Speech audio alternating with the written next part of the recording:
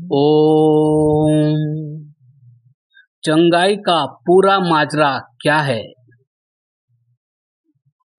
भले ही विश्व भर में सर्कस कम हो गए हो, लेकिन भारत में अभी भी चालू है। इन सर्कसों में अब इंसानों को बंदर, भालू, गधे, घोड़े, सांप बनाकर नचाया जा रहा है। इन्हें आप ईसाइयत का सर्कस या अंधविश्वास का सर्कस भी कह सकते हैं। कुछ दिन पहले एक खबर आई थी, ईसाइयों के सबसे बड़े पिताजी, रोमन कैथोलिक चर्च के सर्वोच्च धर्मगुरु, वेटिकन के राज्याध्यक्ष, जिन्हें पोप कहा जाता है, जिन्हें जीसस का उत्तराधिकारी माना जाता है, वो बीमार है। पोप फ्रांसिस नहीं, इनसे पहले जो थे पोप एमेरिटस बेनेडिक्ट, वो भी बीमार है। पोप फ्रांसिस ने तो उनके लिए प्रार्थना करने को कहा है।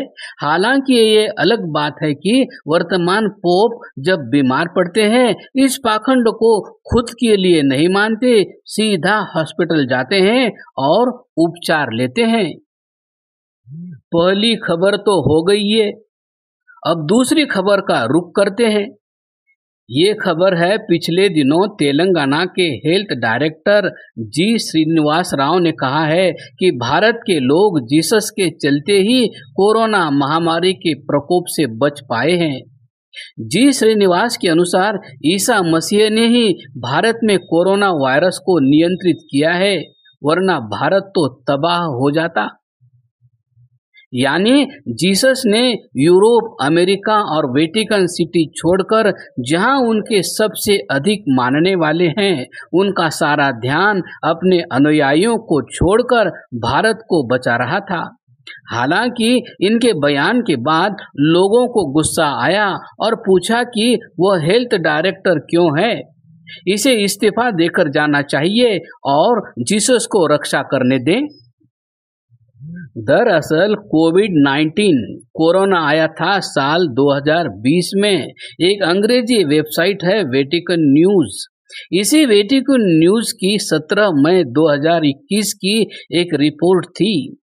कोरोना को लेकर इस वेबसाइट पर लिखा था कि कोरोना के चलते भारतीय चर्च ने 160 पादरियों को खो दिया मतलब कहीं धूल आंधी में नहीं उड़े, बस कोरोना वायरस से मारे गए।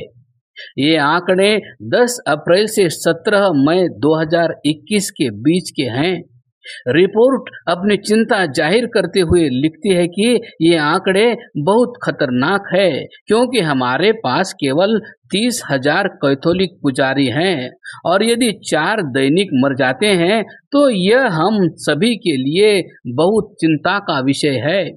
इनमें केवल पादरी ही नहीं, कुछ बड़े बिशप भी थे, जैसे पांडिचेरी कुड्डालोर के archbishop Anthony Anand Rayar, Jhabua के bishop Basil Bhuria Syro, Malabar संस्कार के बिशप जोसेफ पादरी नीलांकविल भी शामिल थे।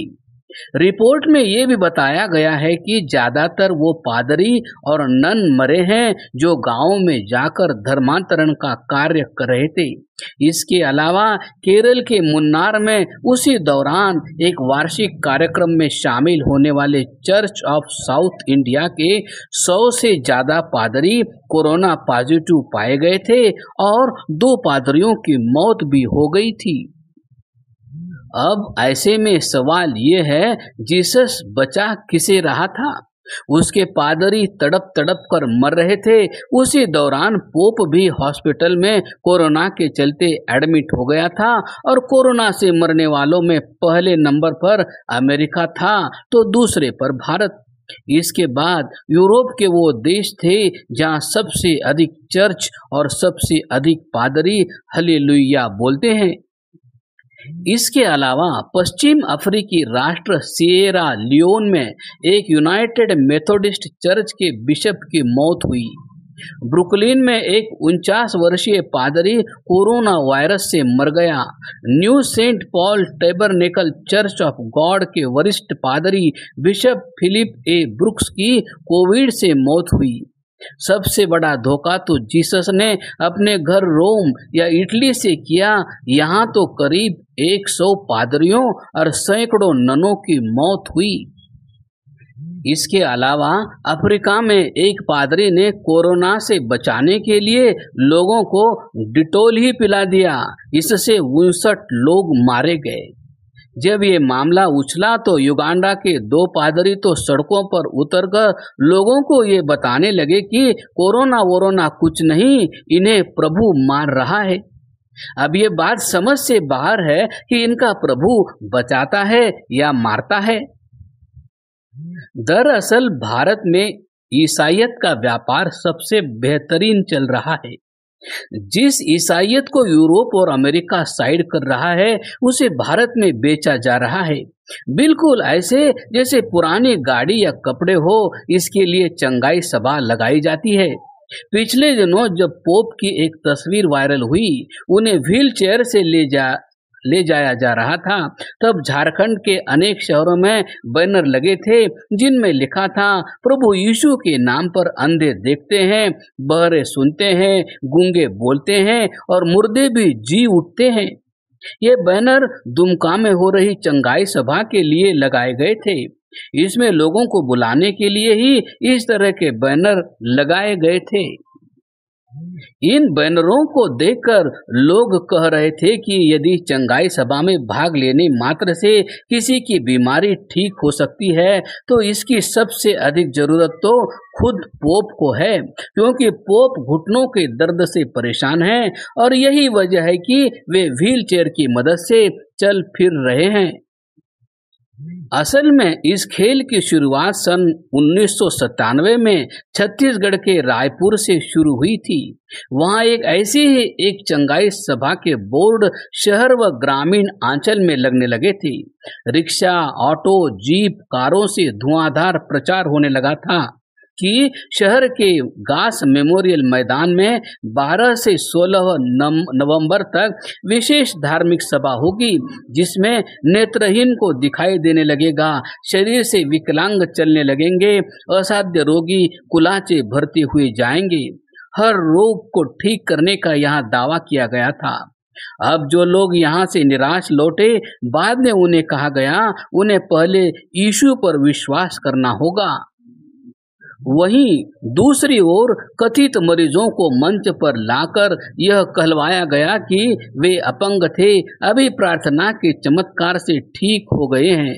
यह सब अखबारों में छपा था, जबकि उसी दौरान जबलपुर में ऐसी ही एक सभा में चमत्कार से स्वस्थ होने की उम्मीद से पहुंचे कुछ मरीजों की ठंड लगकर मृत्यु होने की खबर भी अखबारों में प्रकाशित हुई थी। सब जानते हैं कि हर किसी के जीवन में दुख है, ऐसा कोई नहीं जो बीमार न होता हो। भारत जैसे देश की जनता आज भी चमत्कारों पर विश्वास करती है।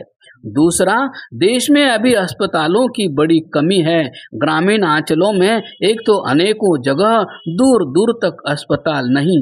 इस कारण भी अनेकों लोग चंगाई जैसी सभाओं में यह सोचकर चले जाते हैं कि क्या पता कोई जादू हो जाए।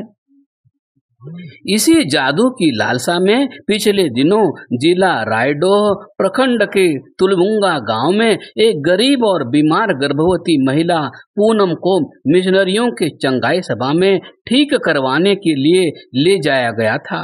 चंगाई सभा में चंगा होने की जगह महिला की हालत खराब हुई और उसकी मौत हो गई थी। लेकिन मिशनरियों का ये अंधविश्वास देश के कई राज्यों में जारी है।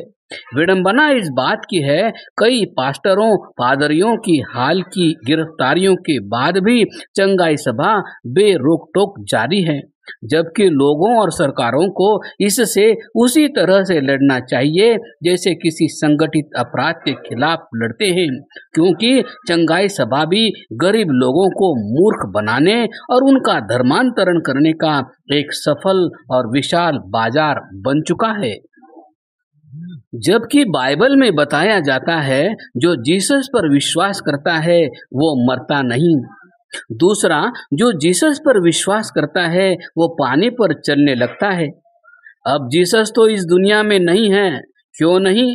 शायद खुद पर विश्वास नहीं करते होंगे। अगर करते तो आज जिंदा होते अकॉर्डिंग टू बाइबल। इसके अलावा अब रही बहते पानी पर चलने की बात, तो क्या कारण है आज तक वेटिकन में करीब 263 पोप और दुनिया में करोड़ों बिशप, पादरी और नन हुए, लेकिन एक भी पानी पर नहीं चला। बहता हुआ पानी भी छोड़ दीजिए, एक तसला पानी का भरकर उसमें ही खड़ा होकर दिखा देते तो लोग मान लेते कि हाँ, इनका जीसस पर विश्वास है। लेकिन अंधविश्वास की कहानियां हैं, किस्से हैं, वही रटाए जा रहे हैं। जबकि सवाल यह होना था कि अब तक करीब 263 पोप मर चुके हैं, क्या इनका भी जीसस पर विश्वास नहीं था? ये तो जीसस के उत्तराधिकारी माने जाते हैं। शायद यही कारण है कि थोड़े समय पहले छत्तीसगढ़ के कोंडा गांव जिले में स्थानीय आदिवासियों को गुस्सा आया और चर्च के नाम पर उनकी जमीन पर हो रहे कब्जे को लेकर उनमें रोष था। उन्होंने अनेकों गांवों में उन सब को पीटा जो ईसा मसीह को मानते थे। सब अपनी जान बचाकर गांव की सरहद से दूर भागते रहे।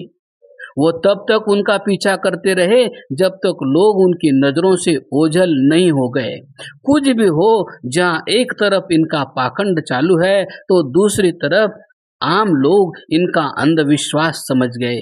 वो जाग गए हैं जो अब इनसे सवाल करने लगे हैं। शायद ये संख्या आगे इतनी बढ़ जाए कि पादरी ही खुद जीसस पर सवाल खड़े करने लगे कि ये कैसा अंधविश्वास है।